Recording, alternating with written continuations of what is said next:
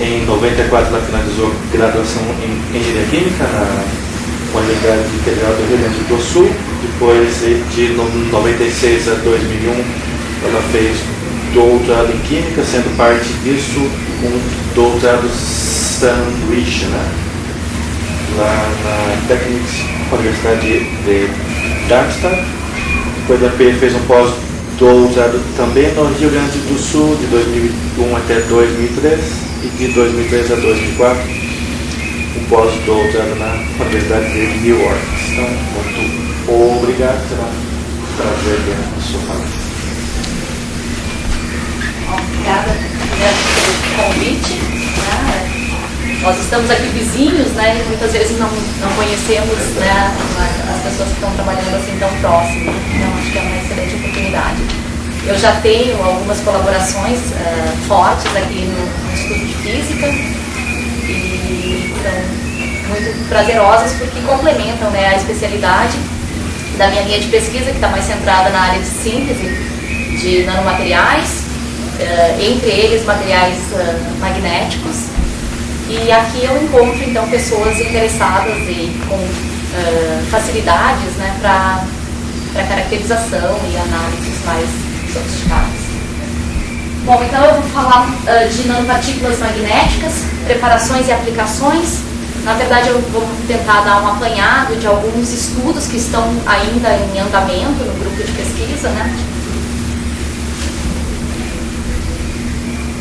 Só para introduzir a minha apresentação, eu vou falar um pouco das linhas de pesquisa, falar da síntese de nanopartículas magnéticas, da síntese de nanopartículas magnéticas revestidas com óxidos, que é uma área que permite aplicações específicas desses materiais, falar de nanopartículas multifuncionais para aplicações biomédicas e um outro aspecto que é bastante explorado no grupo de pesquisa, que é a separação magnética na área de catálise.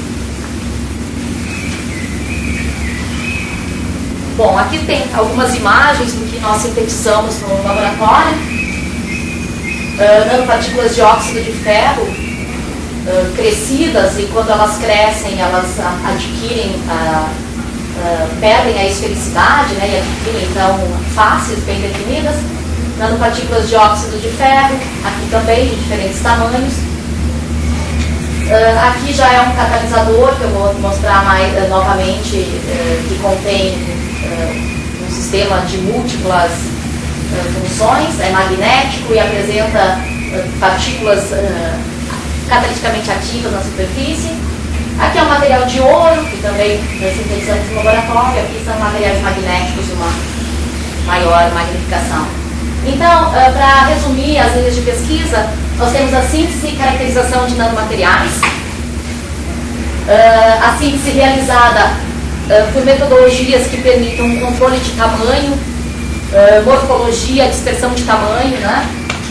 E química de superfície, funcionalização e revestimento desses materiais, visando então aplicações, ou facilitar a aplicação desses materiais.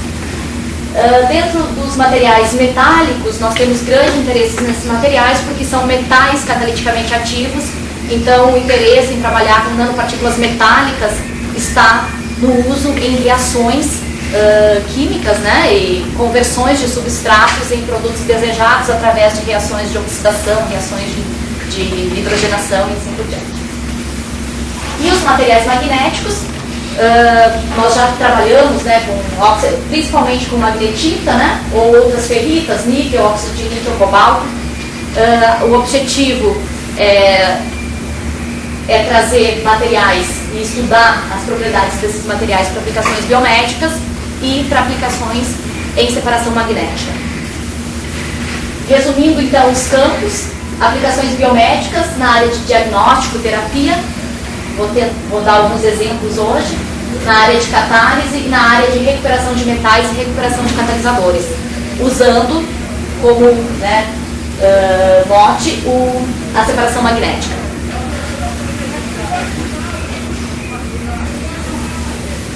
Então vamos à síntese dos materiais magnéticos. A magnetita é um sal,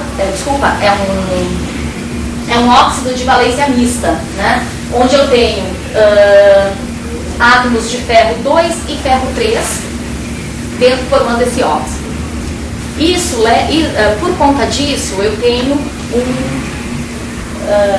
uma dificuldade maior em sintetizar, em isolar e manter estáveis esses materiais, porque ocorre a tendência, então, à oxidação para formar os óxidos de ferro 3. Em termos de propriedades magnéticas, a literatura, que é bastante vasta, traz informações de que a magnetita tem propriedades bastante interessantes para aplicações biomédicas. Então, existem alguns métodos de preparação. O método mais simples e mais utilizado é o método da coprecipitação. Neste método, tem que haver um controle na estequiometria dos íons ferro 2 e ferro 3 misturados, né, para fazer a reação. Então, tem que haver um controle do estado de oxidação do precursor de ferro 2 para que ele não oxide previamente a reação. Então, é uma reação que tem que ser feita. Normalmente, nós fazemos essa reação em água, porém é uma água que foi expulso oxigênio, e a reação toda é feita em atmosfera inerte, com fluxo de gás, então, no sistema. Além disso, tem-se uma série de cuidados com o precursor de ferro 2, que não é estável ao ar, né? Então ele tem que ser manipulado com cuidado. Tendo tomado esse cuidado e tendo na reação, no meio reacional, uma proporção de 2 átomos de ferro 3 para cada átomo de ferro 2, leva-se à formação da magnetita, que seria o óxido de interesse. Então tem um pouco de cuidado extra que tem que ser feito nessa síntese, diferente do que sintetizar um óxido de ferro 3, por exemplo. Tomando esses cuidados, é possível isolar, então, materiais. Nós realizamos essa síntese no laboratório, são obtidas partículas em torno de 10 nanômetros, com uma baixa polidispersão, digamos assim.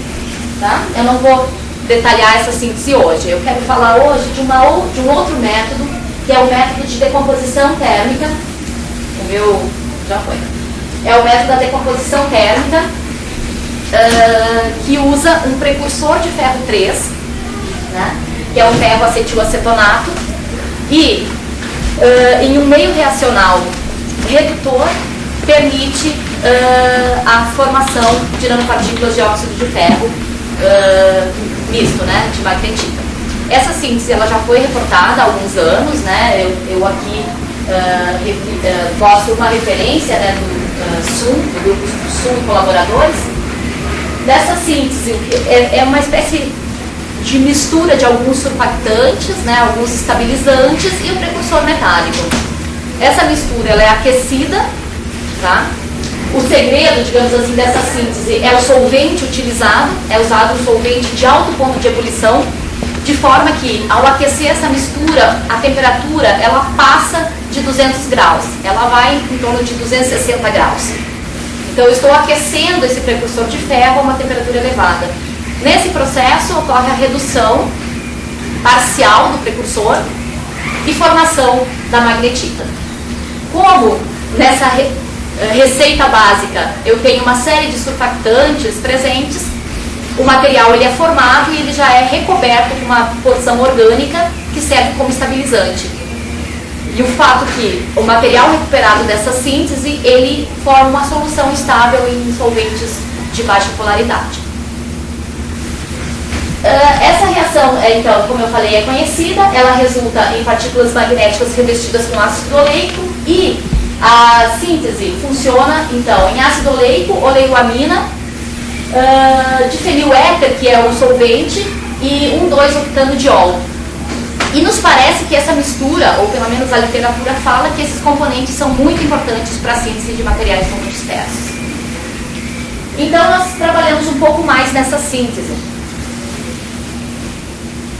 Usando o método tradicional, então aquele reportado na literatura com pequenas modificações, são obtidos materiais magnéticos na ordem de 5,5 nanômetros, tá? Com uma baixíssima dispersão de tamanho, então eu tenho tamanho bastante uniforme.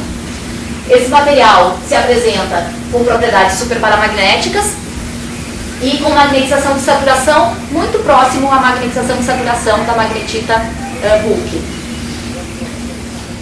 Esses dados, por exemplo, de medidas magnéticas foram realizados aqui no Instituto de Física, em colaboração com o professor Renato Jardim.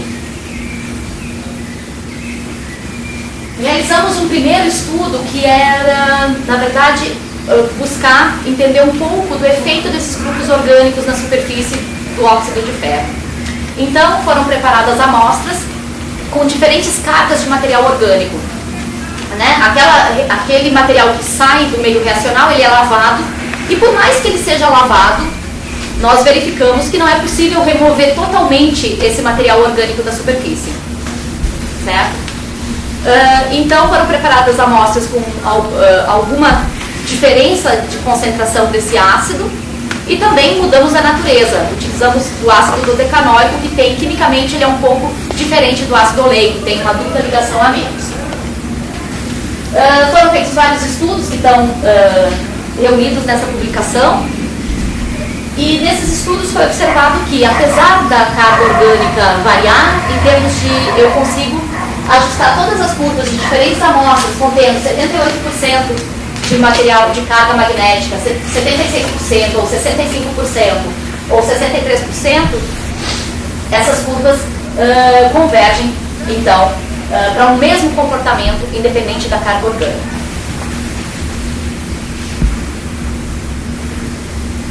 O segundo estudo, então, foi aplicar um método que também já é descrito na literatura, que é um método em busca de aumentar o tamanho. Nanopartículas magnéticas de 5,5 nanômetros já são interessantes para aplicações biomédicas, mas o tamanho pode ter bastante influência quando se busca aplicações, por exemplo, na área de hipertermia magnética.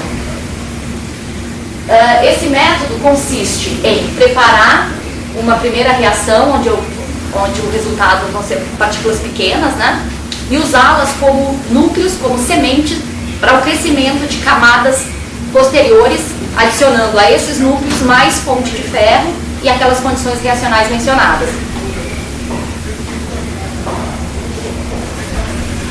Aqui é um resultado que ainda é um resultado preliminar, onde mostra o que aconteceu quando se fez a tentativa de crescimento desses núcleos magnéticos para aumentar o seu tamanho.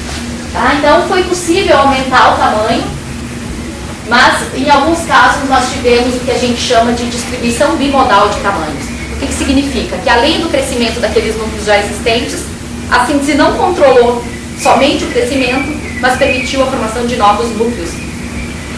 Então, na amostra A eu teria o colóide original, na amostra B houve notoriamente um crescimento de tamanho, eu cheguei na ordem de 15 nanômetros.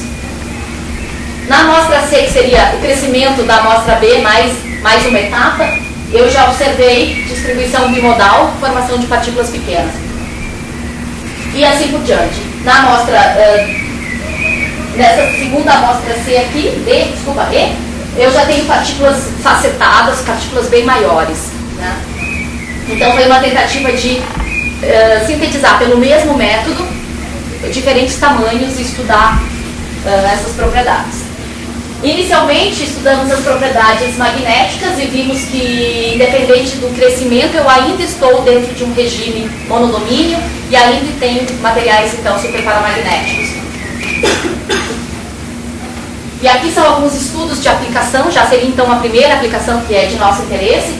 Esses estudos foram realizados no Centro Atômico de Bariloche, num projeto que tínhamos em colaboração com o professor Ercílio e com pesquisadores do Centro Atômico de Bariloche. Era um projeto CAPES de cooperação internacional, onde eu tenho um aluno que ele realizou então uma missão para estudar as propriedades para hipertermia, para aplicação em hipertermia magnética desses nanomateriais. Foi observado então, aqui é só um gráfico que mostra o aquecimento, né? Nesse caso você tem uma massa de material magnético em solução, é aplicado um campo alternado e é medido então o aquecimento causado nessa solução simplesmente pela aplicação do campo.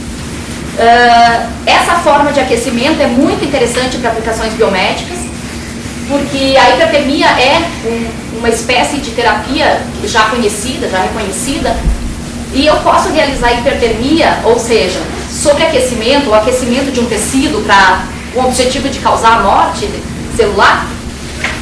Eu posso realizar esse aquecimento de várias maneiras, né? E uma das maneiras de gerar um aquecimento é através de materiais magnéticos. O fato de se ter a diferença, então, de se fazer uma hipertermia magnética é que uma vez que um tecido foi alimentado com material magnético, apenas a parte próxima aonde está localizado o material magnético será aquecida. Ao passo que outras fontes de calor, outras fontes de aquecimento não são tão específicas. Então seria uma grande vantagem no uso de materiais magnéticos para essa terapia. Os resultados foram bastante interessantes porque nos levam a perceber que existe primeiro uma dependência com o tamanho. Aparentemente partículas maiores até certo ponto são mais interessantes, ou seja, tem uma rampa de aquecimento mais rápida, significando que eu tenho que aplicar o campo por menos tempo, por exemplo. Porém, no momento que as partículas cresceram além de um determinado tamanho, essa tendência não foi mais observada. Então isso quer dizer que existe talvez um tamanho ótimo que tem que ser buscado para ter uma maior rampa de aquecimento com o tempo, ou um maior SAR, que é o parâmetro que se usa para medir. Então, esses são os resultados. Professora, Oi? a senhora usa uma radiofrequência para excitar as partículas, para você aquecer o material. Qual é a faixa que você está usando? Tem aqui, é 100 km. Tá? Eu não sei muito a respeito do design do equipamento, porque isso não foi feito aqui, isso foi feito na Argentina. Então, e não foi feito por mim. Bom, seguindo o interesse, então, em entender melhor essa síntese, ela não é uma síntese barata, né? Uma vez que eu tenho que usar o precursor de ferro, né? o ferro acetilacetonato, tem que usar ácido oleico, oleoamina e um 2-octano de álcool, que é um de álcool, que seria assim, dentre todos os reagentes, é o mais caro, é o que encarece essa reação, encarece bastante essa reação. Então nós começamos alguns estudos para estudar o efeito desses diferentes aditivos. Será que eu preciso dessa mistura? Essa mistura tem algum segredo? É essa mistura que leva a um controle de tamanho? Ou eu poderia não colocar um desses reagentes e chegar num resultado parecido? E a pergunta que ainda está por ser respondida pelo aluno que trabalha nesse projeto é se eu tenho outros aditivos mais baratos que poderiam ser substituídos sem perder a qualidade. Então, inicialmente foi feito um estudo, isso foi feito no Instituto de Química, que é uma técnica de termogravimetria que está acoplada a um espectrômetro de massas. É um equipamento muito interessante porque ele permite, já que a síntese, o que nós pensamos? Essa síntese é realizada por uma mistura dessas substâncias e um aquecimento, ou seja, uma rampa de aquecimento. No momento que eu aqueço a amostra, deve começar a acontecer algumas coisas que podem ser detectadas analisando o gás que está sendo liberado nesse processo. O precursor de ferro é o acetilacetonato de ferro, é o ACAC, é uma espécie que pode decompor formando íons moleculares detectáveis pela espectrometria de massas. Então, basicamente, foi feito isso. Naquele eixo é mostrada a intensidade de corrente do íon M-Z43, que significa um produto da decomposição do ferro acetilacetonato, ou seja, do acetilacetonato sendo liberado do ferro, né? Então a decomposição do complexo precursor, em função da temperatura, que também é função do tempo, já que é feito numa rampa de temperatura.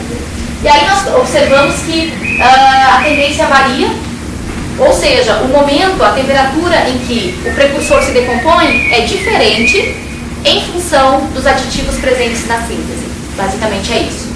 Então, em A nós temos o acetilacetonato sólido, apenas, puro, ele se decompõe acima de 225 graus.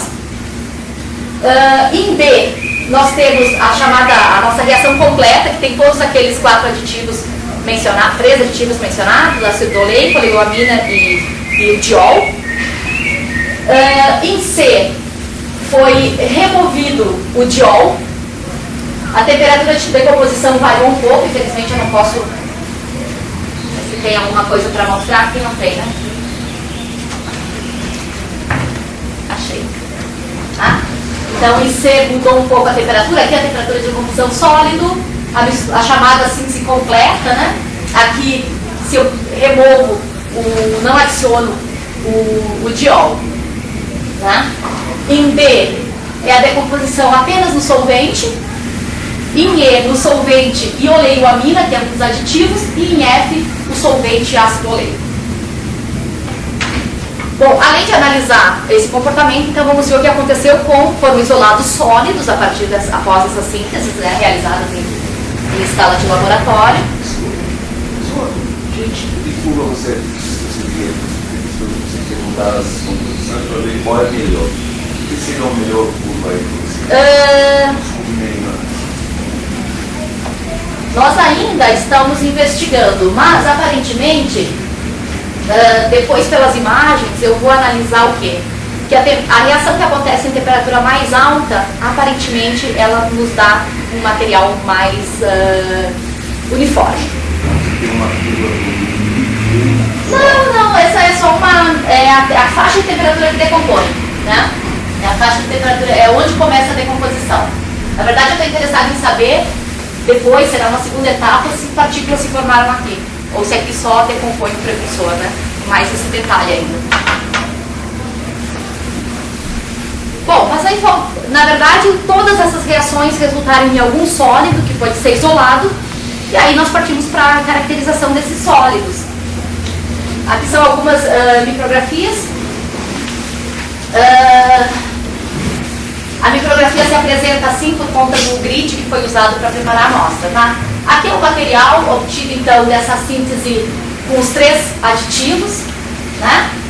Repetindo aquilo que eu mostrei inicialmente, em torno de 5 nanômetros, e um material bastante homogêneo em termos de tamanho, né? Naquela síntese que foi abstraído o diol, que eu falei que era o componente mais caro da síntese, né? Que era o que a gente gostaria de não ter que adicionar, ocorreu a formação de partículas, algumas maiores e outras menores do que a síntese em presença desse diol, desse aditivo. Então, aqui é um pedaço do grid mostrando uma região de partículas pequenas, aqui região de partículas maiores. Tá? Então, na verdade, isso já nos leva a pensar que realmente o octanodiol tenha, 2-octanodiol tenha um papel importante para regular o tamanho. Mas aí continuamos, já que a ideia era fazer, na presença das diferentes combinações de aditivos, apenas com oleoamina. Tá? Essa imagem, então formaram-se partículas muito pequenas, não foi nem possível fazer um bom histograma de distribuição, elas estão na faixa de abaixo de 3 nanômetros, tá? E sem oleoamina, sem octanodiol, então só em presença de ácido oleico eu tenho esse tipo de material. Aqui são partículas muito pequenas e aqui grandes, ou seja, novamente distribuição bimodal. Então, aparentemente, existe a necessidade de um álcool, né, de um aditivo que tenha como o octanodiol ou algum outro álcool para fazer o papel de controle de tamanho. Aqui eu vou apresentar então o que a gente chama de síntese otimizada. Então, já que é necessário ter todos esses componentes, nós voltamos àquela síntese dos núcleos iniciais e das etapas de crescimento com maior controle agora na síntese, de forma que foi possível obter materiais com tamanho muito controlado. Né? O núcleo original era 5 nanômetros, então aqui eu estou apresentando mais 2 fotos, 2 imagens, 2 microscopias de um material de 7 e 11 nanômetros, onde eu tenho um grande controle de tamanho e de distribuição de tamanho, usando a síntese então, que já foi reportada na literatura. Um método alternativo, nós testamos vários aditivos que tivessem grupos hidroxilas, que pudessem fazer o mesmo efeito que o 2-octanediol. E um que se mostrou bastante precursor é o etileno glicol. Isso são dados bem recentes, né, não foram publicados ainda. E nós observamos que aparentemente eu tenho um controle de tamanho e foram sintetizados nas mesmas condições, só substituindo esse diol por etileno glicol. O tamanho ficou em torno de 7 nanômetros, o método de síntese é o mesmo e essas imagens já são razoavelmente promissoras, né? Então seria uma síntese mais barata desse tipo de material. Nós trabalhamos também aqui em termos de síntese.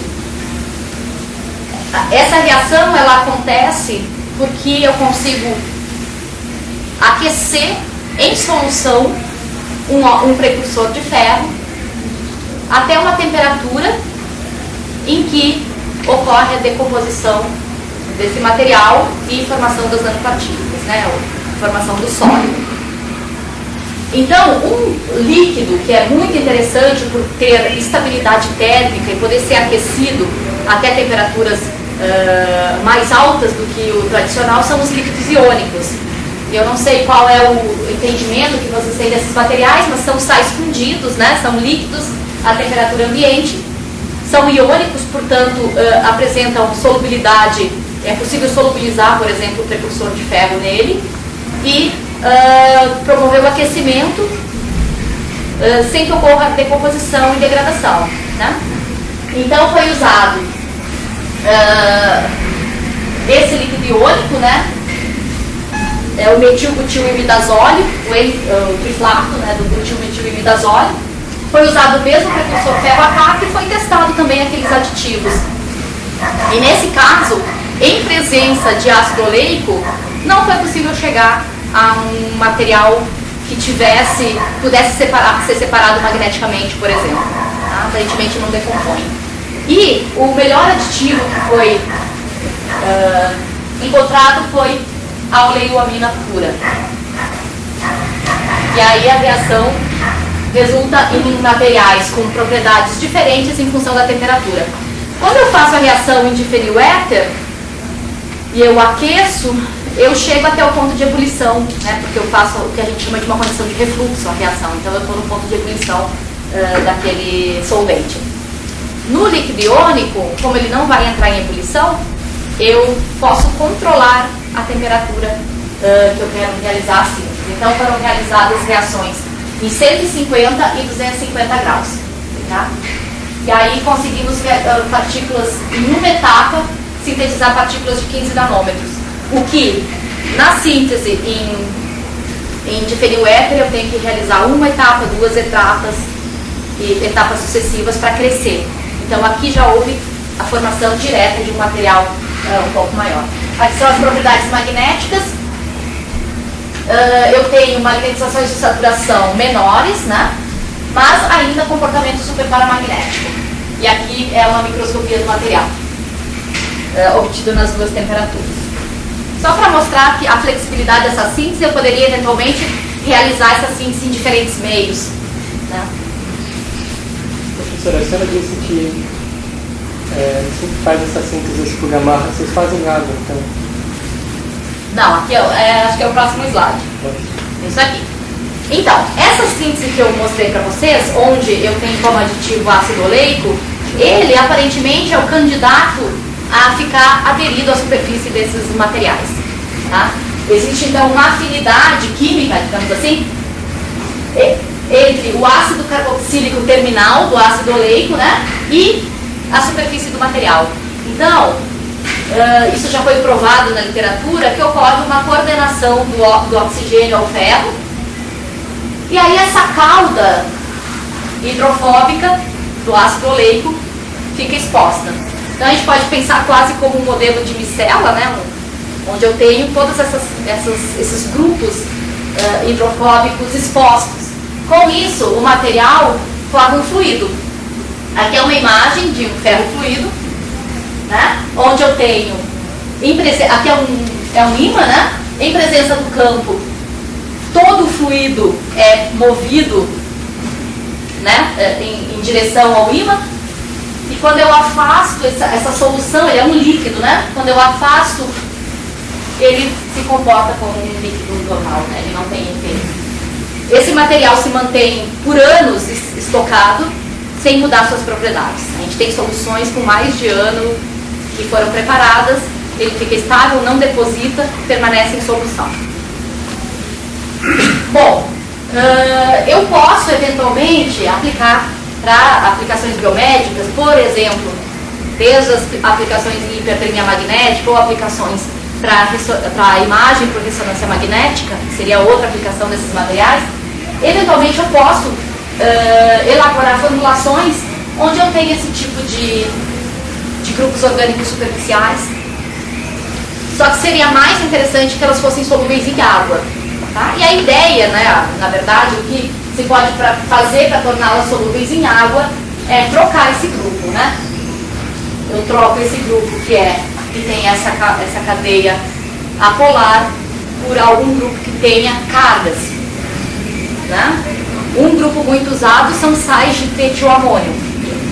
Aí eles são carregados e acontece isso. Esse aqui é um exemplo daquele material obtido, onde eu tenho uma mistura de dois solventes immiscíveis, um polar e um apolar, né? Então eu tenho aqui uma solução em diclorometano e aqui é água. Então quando eu tenho ácido oleico, todo o material se localiza na fase apolar. Foi feita uma reação para trocar o ácido oleico por esse sal de amônio, sal quaternário de amônio, e aí as partículas se movem para a fase aquosa. Então aqui, mesmo em presença de um meio polar, eu tenho maior afinidade pela fase aquosa, já que eu estou com a superfície carregada. Uma técnica que eu já vi também é você fazer uma dupla camada. Colocar essa primeira camada de ácido oleico, depois eles conseguem de alguma forma colocar uma segunda camada. Não com ácido oleico, aí você tem que colocar um ácido de cadeia linear. Por exemplo, ácido láurico, ácido dodecanoico, porque isso é bastante interessante também. Isso aqui não está muito fácil de observar aí de cima. Por que essa cadeia aqui tem essa curva? Porque aqui tem uma dupla ligação, tá? Essa dupla ligação parece ter um papel muito importante para que as partículas fiquem realmente com a camada hidrofóbica para fora. Quando eu tenho um ácido de cadeia linear, aí eu tenho uma molécula de ácido, várias, né? Uma camada de moléculas de ácido, onde o ácido está ligado ao ferro e a cadeia sai, e aí eu tenho condições de acoplar aqui, né, uma interação forte com outra cadeia que também é linear e ficar apontando para fora, digamos assim, uma outra cabeça polar. Aí eu faço partículas solúveis em água também. Existem aplicações onde eles fazem drafting na superfície das nanopartículas em polímeros. Você faz isso? Eu vou mostrar um exemplo com sílica. Mas dali vocês podem fazer preparações dessas nanopartículas para a próxima semana, então vocês fazem ou ainda não? Então, nós temos esses materiais, essas soluções aquosas estão em teste com o Lionel. Ele que está testando para nós. Nós não temos nenhum resultado ainda. E esses ainda não foram fagocitados por nenhum tipo de célula? Ah, não, isso sim, a parte celular já foi realizada. Então realmente você consegue botar essas partículas dentro da célula? Até onde eu sei, sim. Eu ainda não discuti os resultados com ele, mas já está bastante adiantado o trabalho. O problema, até onde eu sei, o problema dos materiais magnéticos é o tempo de permanência, né? Porque elas são expelidas muito facilmente pelo organismo. Inclusive, existe toda uma química de superfície que é trocar esses grupos funcionais por grupos que justamente façam a localização, que tenham alguma afinidade pelo órgão, pelo tecido ou pelo organela que se deseja localizar. Porque, a princípio, nós temos alguns testes iniciais e... Então, o que vocês estão fazendo com o Albert Einstein é para ligar algum célula-tronco ou não? Ainda não. Que tipo de células Não. vocês estão fazendo? Não. Que tipo de aplicação é? A aplicação é para imagem, realmente. Não, porque para a imagem, quando fazer imagem de órgão, ou fazer o que a gente tem interesse, marcar células tronco com as células. E vocês fazem algum tipo, já fizeram alguma coisa assim? Não. Que eu tenha isso, não. Pronto, não. Mas a parte de funcionalização, nós temos bastante experiência. Né? Eu vou mostrar algumas outras coisas mais. Com relação a trocar esses grupos aqui, né? Porque a ideia de células-tronco, basicamente você pega isso, cobre, como ele falou, com polímero, e aí esses radicais que ficam soltos, você pode ligar em antígeno. Você coloca dentro da cultura, a cultura fagocita com ele, e fagocita e fica lá um monte deles. E aí agora você tem uma célula-tronco, que é viável, isso aqui depende do que você foi fazendo, que vai demorar meses. E aí você agora acompanha a célula-tronco sem matar o ratinho, ou seja, você vai ver onde que pega. E isso que a gente tem interesse. Então, aí a parte, toda a ressonância que você vai fazer, toda a parte de células-tronco, tem vários que você vai fazer, agora a parte de... Ligação de anticorpos? Eu já tenho um método para ligação de enzimas, que seria de proteína, que seria mais ou menos, né, nessa linha. Interesse nessa linha, porque aí tem pessoal do Tantão, tem vários grupos que estão interessados em genoma. Porque na verdade você tem que achar, o ideal é que você ligue covalentemente esses anticorpos nas superfícies modificadas, porque aí você tem uma estabilidade maior. E aí existem, na área de bioquímica, né, existem metodologias já bem descritas. O problema a questão é decidir, né, se você vai ligar isso diretamente no material magnético. A gente tem que lembrar o seguinte, esse material magnético, esse especificamente, ele é suscetível à oxidação. Quando eu preparo uma solução com ácido oleico, que eu tenho toda essa camada orgânica aqui, protetora hidrofóbica, eu tenho uma solução que dura por mais de 12 meses com segurança. Quando eu transporto para a fase aquosa, eu não tenho um material estável por muito tempo. Eu baixo muito a estabilidade, ela pode precipitar, pode oxidar. Então nós partimos para a parte de revestimentos. Qual é o objetivo do revestimento? 2, pelo menos. 1, proteger esse material magnético, ou seja, ter algum revestimento que faça uma proteção adicional e gerar uma maneira de funcionalizar muito mais facilmente e ligar covalentemente moléculas de interesse o mais variado possível na superfície. Eu vou mostrar agora então um pouquinho sobre essa segunda parte. Então seria uma segunda parte, né? Então a respeito dos núcleos magnéticos, nós temos estudado, interesse em estudar mecanismo de formação, controle de tamanho e grupos superficiais, né? Troca de grupos superficiais. Pelos motivos que eu acabei de expor, a síntese de nanopartículas magnéticas revestidas com algum material que seja polímero, óxidos inorgânicos ou até outros metais são interessantes e são de interesse então do grupo. Nós temos alguns resultados que ainda não são satisfatórios com o ouro, que a ideia é ter um núcleo magnético e uma camada fina de ouro, já que o ouro é um material aparentemente com bastante interesse por propriedades ópticas, facilidade de ligação de moléculas na superfície, e está sendo muito estudado em aplicações biomédicas. Só que não é uma tarefa fácil. O que aconteceu? Quando nós conseguimos efetivamente revestir esse material com ouro, nós tivemos uma queda das propriedades magnéticas. É como se tivesse apagado, né, bloqueado. Então a gente acredita na verdade que o que acontece, embora nós tenhamos partido de um núcleo magnético, o ouro ele se depositou por fora, mas deve ter acontecido algum tipo de migração de átomos de ouro no ferro, rompeu na verdade, nós acreditamos que tenha rompido aquela partícula inicial, ou até dissolvido no processo de síntese, não sabemos. Só que é muito difícil isso é muito difícil de detectar, de ter certeza do que está acontecendo.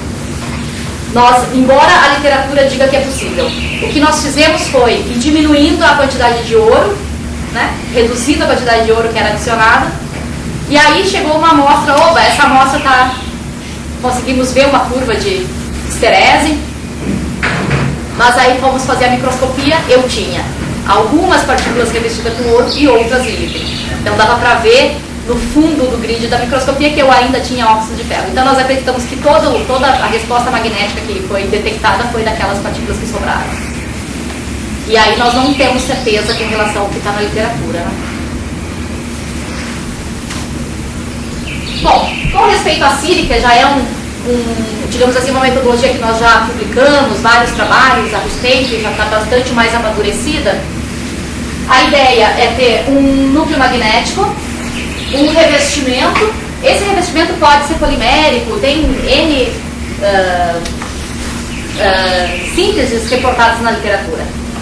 Mas, quando a gente começa a trabalhar com esses materiais, uma coisa é o que está reportado na literatura, outra coisa é o que a gente consegue fazer nós mesmos, né?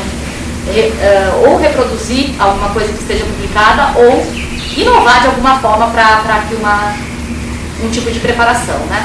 Então tem muita coisa reportada. Na verdade eu não tenho, né, não é a minha especialidade a área de polímeros, então a minha tendência foi ficar nos metais e óxidos inorgânicos. Bom, com sílica a ideia era revestir com uma camada de sílica densa que pudesse de certa forma proteger esse material. Pode-se fazer estudos com ácido, né? Se eu jogo esse material puro em meio ácido, ele decompõe. Se eu coloco esse material, eu tenho um tempo maior de resistência. E facilidade de funcionalização com os chamados organocilanos. São reagentes que tem uma série de reagentes comerciais desse tipo disponíveis para serem adquiridos, né? Onde eu tenho, de um lado, um trietoxicilano, que hidrolisa essas ligações e liga, formando ligações silício-oxigênio covalentes, né? E grupos funcionais do outro lado. Então, essa é uma maneira de iniciar esse processo que o senhor mencionou, que permite, por exemplo, funcionalizar esse material com anticorpos ou ligar moléculas de interesse, né? Então, nós temos esse material já bem caracterizado. O processo de síntese é um processo de microemulsão, onde o material, o surfactante, que tem uma cauda polar, né, uma parte polar, é misturado com solvente, é adicionado os núcleos magnéticos, isso forma uma mistura homogênea, e aí é colocado o precursor de sílica e amônia. A amônia seria a fonte de água que vai formar uma microemulsão. Então são formadas microemulsões. O TEOS, que é o tetraetilortosilicato, é um precursor de sílica que vai hidrolisar, condensar ao longo do tempo, formando então uma camada de sílica ao redor dos núcleos. Esse é o material que a gente trabalha no grupo, então. Lá no detalhe você vê um núcleo magnético e uma camada em torno de 20 nanômetros, 25 nanômetros de sílica. Tá? Claro que não é 100, infelizmente não temos 100% de garantia de ter apenas um núcleo magnético dentro de cada uma dessas esferas, já que uma microemulsão ele é tido como um nanoreator, né? Onde eu tenho gotículas e os reagentes eles difundem para dentro dessas gotículas, desses nanoreatores, e aí se forma o material. Então, em alguns casos eu tenho a micela um pouquinho expandida, como é aqui, que eu devo ter vários núcleos magnéticos dentro. Em termos de propriedades magnéticas, eu ainda estou no regime superparamagnético. Tá? Aqui são valores obtidos quando eu desconto a sílica, contando apenas a carga magnética, eu chego num valor típico de nanopartículas de magnetita, em torno de 80 mil por grama. Se eu contar a carga magnética, eu tenho em torno de 8 mil por grama. Porque eu tenho nesse material em torno de 9% de óxido de ferro, o resto é sílica. Aqui dá para ver a ausência de esterese, a temperatura ambiente e esterese abaixo da temperatura de bloqueio, que eu não apresentei aqui, mas assim então. Nós trabalhamos nessa síntese para variar essa espessura da camada de sílica, é possível. Variando o tempo de reação, nós conseguimos sintetizar uma camada de sílica mais fina ou uma camada de sílica mais grossa. Então aqui eu tenho uma camada bem menor, em torno de 10 nanômetros. O núcleo tem em torno de 10 nanômetros também.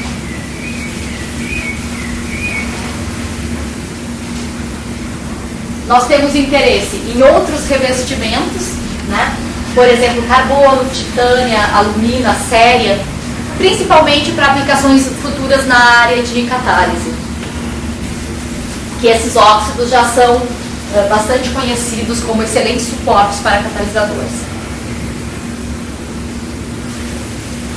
Tem que horário que eu tenho para falar? Então, aqui, para mostrar um exemplo, que são esses materiais chamados nanomateriais multifuncionais. São plataformas onde são idealizados sistemas onde uma partícula única tenha mais de uma função, né?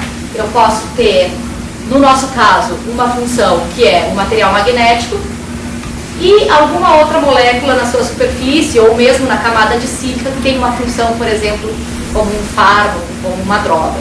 Esse seria um exemplo. Ou eu posso ter um material que tenha um material magnético e um corante luminescente nesse material. Então eu teria duas maneiras de detectar esse material, por fluorescência e por imagem, né, por ressonância.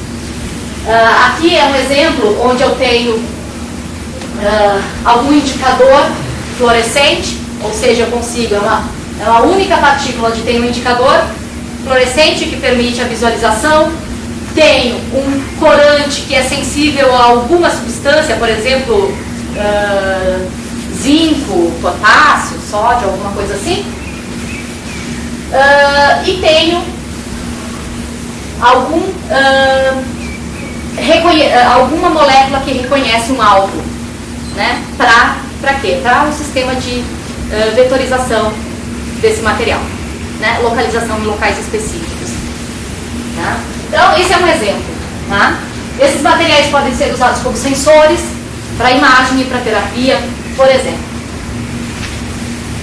Tem um projeto que está em andamento, é um projeto temático que está em andamento no Departamento de Bioquímica do Instituto de Química, que trabalha na área de terapia fotodinâmica. Nesse projeto temático, são desenvolvidos novos fármacos ou novos fotossensibilizadores capazes de realizar esse tipo de terapia. O que é a terapia fotodinâmica? Ela se baseia no uso de uma molécula que, ao ser excitada, é capaz de transferir, ela passa de um estado singlet a um estado, de um estado fundamental a um estado excitado, e nesse estado excitado ela transfere energia, por exemplo, para o oxigênio, formando espécies como, por exemplo, o oxigênio singlet. O oxigênio singlet, ele é danoso às células e ele é capaz de realizar, então, morte celular. Essa terapia, ela já é aprovada, né, e executada com diferentes fotossensibilizadores, mas ainda tem muito a ser desenvolvido nessa área, por conta de problemas associados ao uso desses fotossensibilizadores. Normalmente são moléculas orgânicas que são administradas ou intravenoso ou no local, por exemplo, para todo tipo de câncer ou proliferação celular que aconteça no corpo em áreas expostas, né, ela pode ser aplicada. E tem alguns problemas. Por exemplo, um dos problemas é que esses fotossensibilizadores muitas vezes são insolúveis em água, ficando difícil a questão da administração. Ou esses fotossensibilizadores têm muita interação com o tecido e acumulam-se na pele, de forma que é administrada a droga, é feito o tratamento que consiste em irradiar a região, e o paciente tem que ficar na ausência de luz solar por algumas semanas. Então isso é um tratamento que encarece bastante por ter todas essas restrições. Tá? Tem outros problemas, por exemplo, que essas moléculas elas funcionam bem ou geram oxigênio singlete quando estão isoladas, mas processos de agregação que podem acontecer nos tecidos reduzem a capacidade ou a eficiência de geração de oxigênio singlete. Pensando em tudo isso, nós entramos nesse projeto para desenvolver então materiais que pudessem conter essas moléculas. Nós iniciamos os estudos com sílica, então nós temos nanoesferas de sílica na ordem de 30 nanômetros que foram preparadas de forma que essas moléculas, esses fotossensibilizadores ficam imobilizados na matriz de sílica e temos resultados bastante interessantes, e também com os materiais magnéticos. Eu tenho um fotossensibilizador livre, pensando agora num nanomaterial, eu posso ter, ou numa nano ou microesfera, né? Eu posso ter o fotossensibilizador dentro, na matriz desse material, ou covalentemente ligado na superfície. Tá? Tudo depende, a eficiência depende do quê? Depende do fotossensibilizador estar acessível para a luz, que vai ser excitado, né?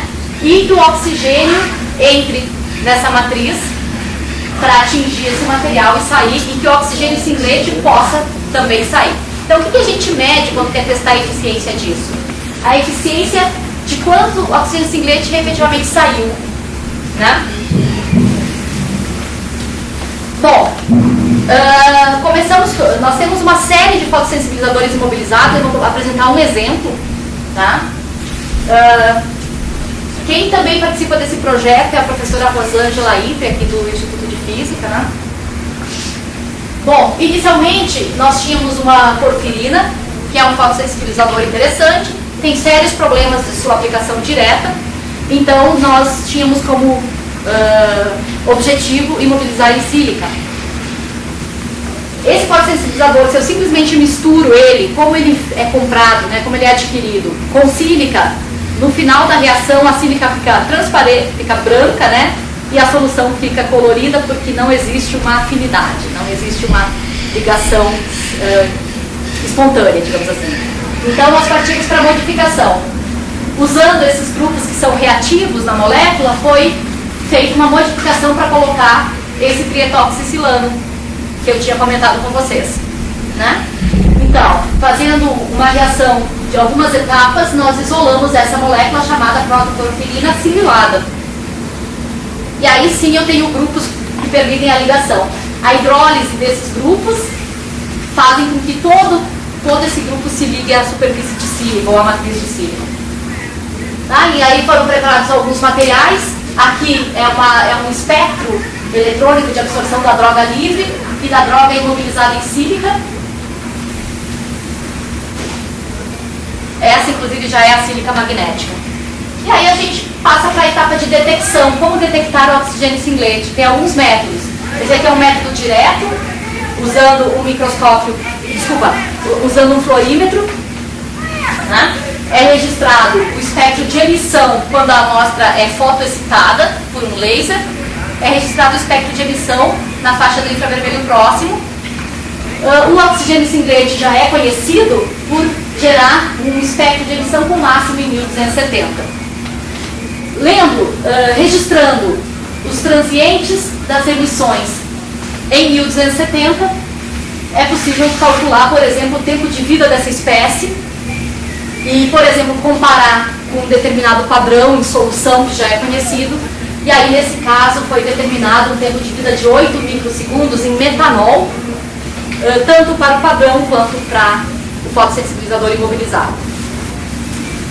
Fazendo a utilização de um padrão permite determinar os máximos de emissão, né, que seriam esses máximos aqui de emissão, para a espécie que está imobilizada e para um padrão cujo rendimento quântico é conhecido de oxigênio singlete. E aí é usada essa equação para determinar a eficiência de geração de oxigênio singlete pelo fotossensibilizador imobilizado. E aí chegamos ao valor de 0,68, que está muito próximo da porfirina livre também. Indiretamente, nós também detectamos oxigênio singlete usando uma sonda. Essa molécula, em presença de oxigênio singlete, forma esse peróxido que não absorve no mesmo comprimento de onda que essa molécula. Essa aqui absorve em 400 nanômetros e é possível acompanhar espectrofotometricamente. Irradia e registra um espectro. Irradia, registra um espectro, você vai vendo o decaimento da sonda. Significa que eu estou gerando oxigênio singlete. Tá? E aqui é um exemplo de um decaimento em função do tempo. Tá?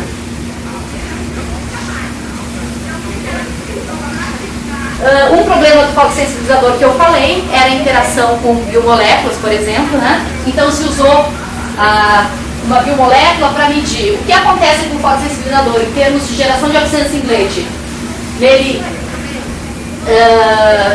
imobilizado. Então aqui é o fotossensibilizador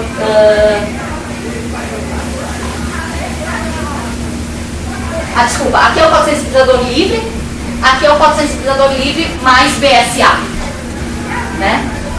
Que é uma biomolécula, então afetou a geração de oxigênio singlete, ou seja, reduz a geração de oxigênio singlete. Aqui é a porfirina imobilizada, o fotossensibilizador imobilizado, e aqui o fotossensibilizador imobilizado mais BSA.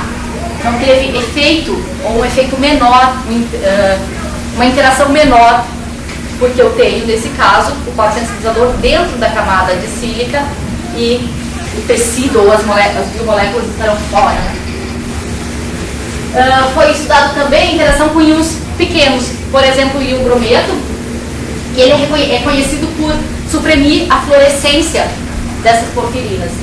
Então, na porfirina livre, em função da concentração do supressor, eu tenho uma supressão de fluorescência, e na porfirina imobilizada, eu não detectei o efeito da presença do supressor.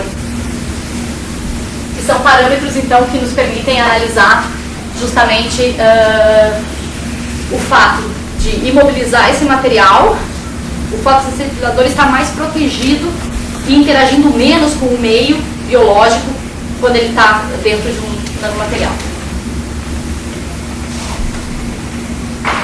Eu só vou mostrar rapidamente um exemplo do que nós trabalhamos no laboratório com relação à separação magnética. Tá? Eu acho que para quem estuda propriedades desses materiais não é uma aplicação tão nobre, mas do ponto de vista de aplicações, do ponto de vista de tecnologia, é uma aplicação bastante interessante.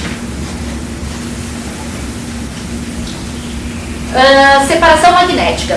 A separação magnética ela já é explorada há muito tempo, por exemplo, para separação celular ou separação de biomoléculas de interesse. Como é que é feito isso? Eu tenho material magnético, eu tenho, por exemplo, um determinado anticorpo e eu tenho uma mistura de diferentes células.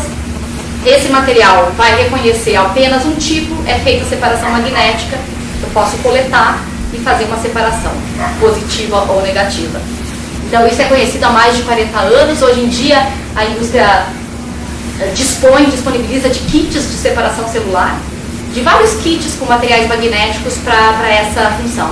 Você já compra material magnético com determinada biomolécula na superfície. Isso é bastante reconhecido. O que nós fizemos foi ampliar um pouco isso e pensar em utilizar a separação magnética para a recuperação de metais, para a recuperação de catalisadores. Quando eu realizo uma reação química com um catalisador, muitas vezes no final da reação é de interesse remover esse catalisador. Existem alguns casos em que técnicas convencionais de purificação não conseguem extrair toda a quantidade de metal residual, né, residual do catalisador. Então seria interessante ter, hoje em dia existem resinas que fazem essa função. Resinas que você compra com grupos funcionais, você joga na sua reação, no seu produto, agita, separa, filtra, e aí você tem a separação. Então nós pensamos inicialmente em fazer isso com materiais magnéticos. E as coisas evoluíram a ponto de nós pensarmos um pouco mais alto, que seria preparar catalisadores que já seriam magnéticos desde o início. Então, a separação magnética ela tem uma série de vantagens com relação às separações tradicionais. Se eu penso em destilação, se eu penso em cromatografia, própria filtração, todos esses procedimentos demandam bastante energia e bastante tempo.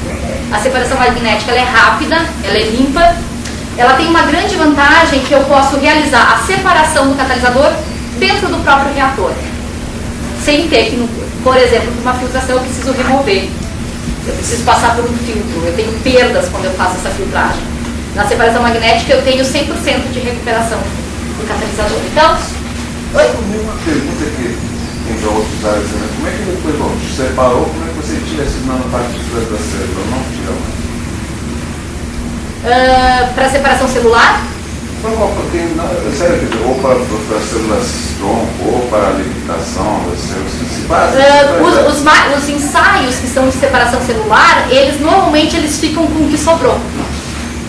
O que está sem as partículas magnéticas é a parte de interesse. Né? Quando você faz essa parte de catálise, separação de termos de catálise, como é que você faz?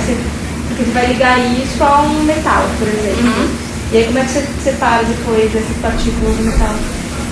Eu não preciso separar, né? Na verdade, hoje nós temos um catalisador que ele é um sólido magnético.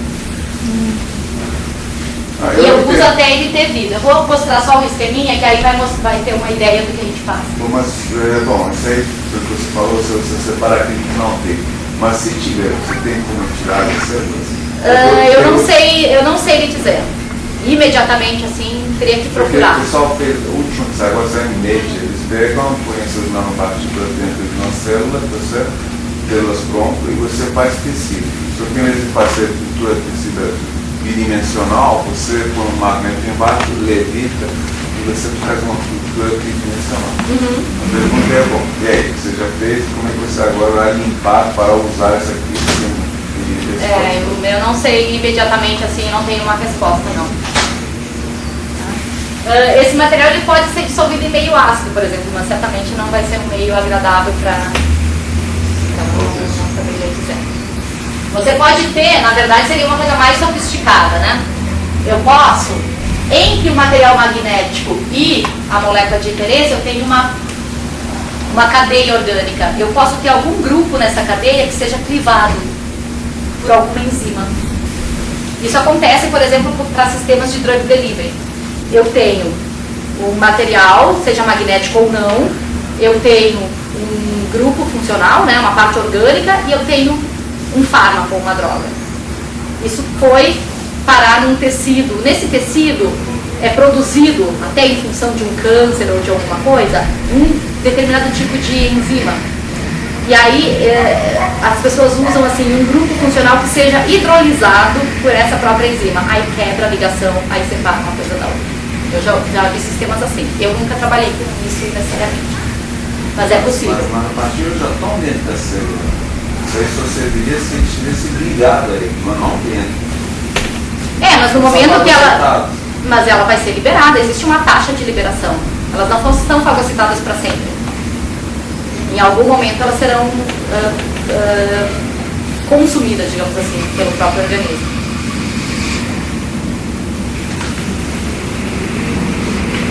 Até onde eu sei, existe um problema que é como manter mais tempo dentro das células para algum tipo de aplicação. Bom, o que nós fazemos então é preparar os núcleos magnéticos, revestir com sílica, ligar grupos funcionais que são importantes para a ligação de metais e formar um catalisador, reduzindo o metal sobre esse material. Vou dar uma adiantada, só para vocês terem uma ideia. Eu posso, com isso, formar nanopartículas metálicas, por exemplo, de diferentes tamanhos. Aqui eu tenho óxido de ferro, sílica, e essas bolinhas muito pequenas aqui, em torno de 1 nanômetro, são de paládio. Ou isso aqui é paládio, que tem atividade catalítica. Aqui para ver um pouquinho melhor. Aqui esse eu não tenho nenhum grupo funcional, aqui com um determinado grupo funcional, aqui com outro grupo funcional. Então nós modulamos o tamanho em função disso. E aí, em termos de catálise, eu vou ter respostas bastante diferentes. Um catalisador mais estável, que seja reutilizável por muitas repetições, que é mais desejável, ou, por exemplo, o catalisador que é muito pior e que morre, né, após o 5º reuso, por exemplo. Ou um catalisador que se mantém estável por muitos reusos. Esse em azul aqui é o catalisador comercial, hoje amplamente usado de paládio para reações químicas orgânicas, né, que é o paládio sobre carbono. Professor, o paládio é muito caro. Isso... vocês já fizeram uma estimativa de quanto uma empresa economizaria fazendo usando essa técnica? Não fizemos, mas assim, quando se usa o paládio sobre carbono, normalmente se usa uma quantidade pequena, filtra e coloca fora. Normalmente não é, em escala de laboratório não é reutilizado. E aí nós temos uma série de catalisadores que eu não vou, né, incomodar muito vocês. Nós trabalhamos com ouro, paládio, ródio, platina, irídio, níquel, que são catalisadores mais baratos, mas que também justifica fazer a separação magnética. Não tanto pela economia do preço, claro que assim eu estou economizando metal, eu estou reaproveitando mais o metal, mas pela facilidade de separação também, que eu não tenho que usar, eu teria que montar um reator, uma espécie de eletroímã que fizesse toda essa separação. Nós não temos nenhum protótipo ainda. E não existe ainda o uso comercial desse tipo de catalisador. Então são ideias bastante relativamente novas, né? Começaram a surgir na literatura em 2004 e agora já tem bastante gente publicando aí todo tipo de imobilização, tanto catalisadores homogêneos, heterogêneos, nanopartículas como a gente faz nesses suportes. Vou mostrar só mais um exemplo, vou passar nesse aqui. Ó, esse aqui é um exemplo que é bem claro, um catalisador de ródio. Eu tenho núcleo magnético, isso aqui é o metal ativo cataliticamente, e eu consigo separar esse material sem problemas no final da reação. Vou passar para os agradecimentos. Então, aí à direita tem os alunos, né, que fizeram esse trabalho. E colaboradores, a gente tem uma colaboração forte com o professor Pedro Kiyohara, na parte de microscopia. Né, algumas das microscopias mostradas aqui hoje foram realizadas aqui no Instituto de Física, outras foram realizadas no LNLS. Né, e com o professor Renato Jardim, né, a parte de medidas magnéticas, né, também, grande parte desse trabalho. Richard Lander da Unicamp, ele faz análise de XPS, que é um tipo de análise bastante interessante para caracterizar justamente esses catalisadores, os metais reduzidos desse suporte, e alguns outros colaboradores. Nós usamos então as instalações do LNLS, algumas coisas no IPEM também para realizar todos esses trabalhos. E o laboratório fica sediado no Instituto de Química da USP, no bloco 12 superior. É isso, agradecendo a paciência.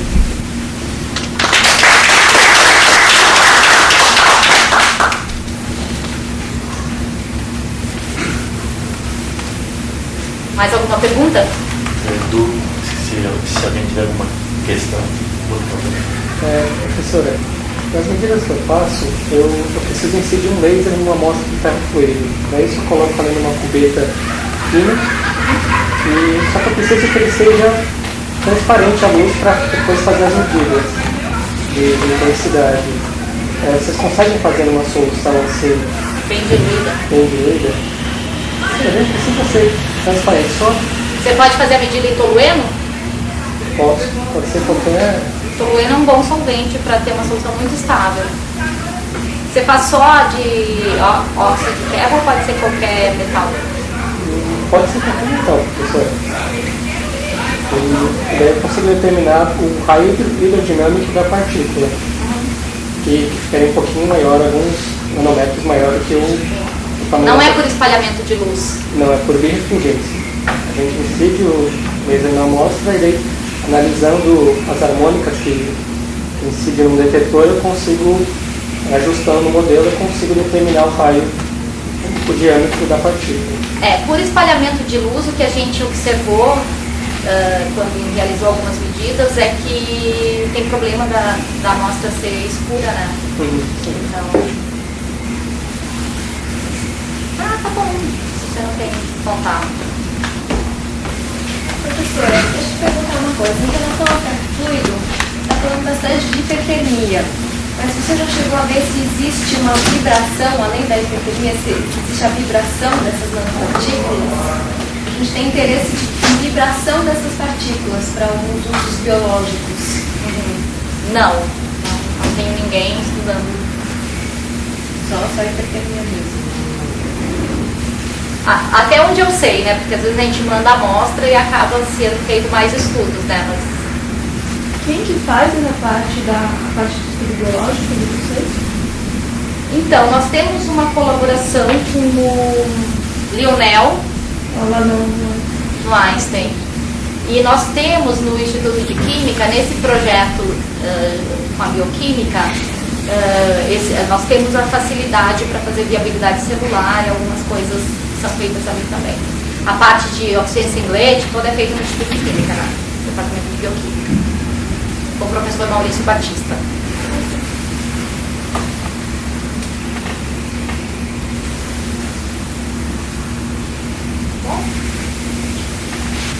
Vamos agradecer mais uma vez.